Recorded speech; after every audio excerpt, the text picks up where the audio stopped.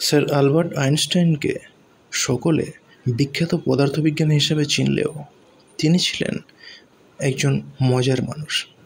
তার জীবনে ঘটে যাওয়া বিভিন্ন মজার গল্প থেকে আমি আপনাদের আজকে দুটো মজার ঘটনা শোনাব। একবার স্যার আইনস্টাইনের ড্রাইভার আইনস্টাইন সেজে স্টেজে বক্তৃতা রাখছিলেন এবং দর্শক আসনে বসেছিলেন স্যার আইনস্টাইন।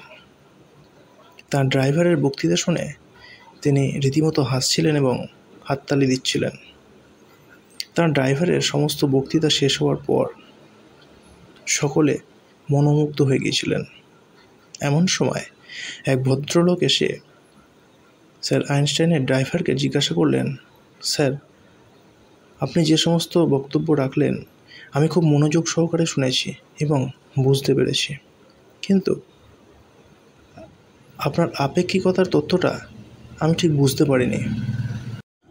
এমন সময় তার ড্রাইভার বললেন, এই বিষয়টা তো আমার ড্রাইভারই ভালো বলতে পারবেন, সেই জন্য চলুন আমার ড্রাইভারের কাছে যাই, বিষয়টা আপনাকে বুঝিয়ে দেবে। মিডিয়ার দৌরাত্ম্য না থাকার কারণে তখন বিষয়টা কেউ বুঝতেও পারেনি। একবার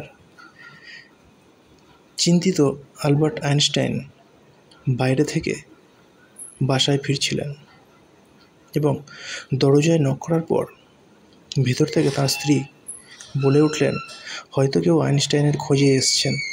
তাই তিনি চিৎকার করে বললেন, স্যার আইনস্টাইন এখন বাড়িতে নেই, আপনি পড়ে আসুন। এই কথা শুনে চিন্তিত স্যার আলবার্ট আইনস্টাইন উল্টো দিকে হাঁটতে শুরু করলেন।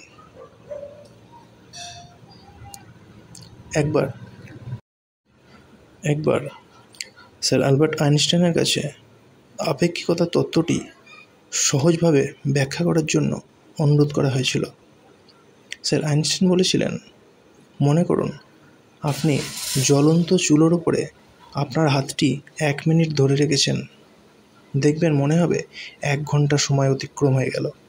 কিন্তু একজন সুন্দরী ভদ্রমহিলার পাশে বসে যদি আপনি সিনেমা দেখেন 1 ঘন্টা ধরে, তবু যেন আপনার মনে হবে এই তো 1 মিনিট হলো।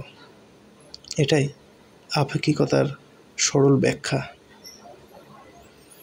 যদি আমার ভিডিওটি এবং গল্পগুলি ভালো লেগে থাকে তাহলে চ্যানেলটিকে লাইক এবং সাবস্ক্রাইব করে চ্যানেলটির পাশে থাকবেন। ধন্যবাদ।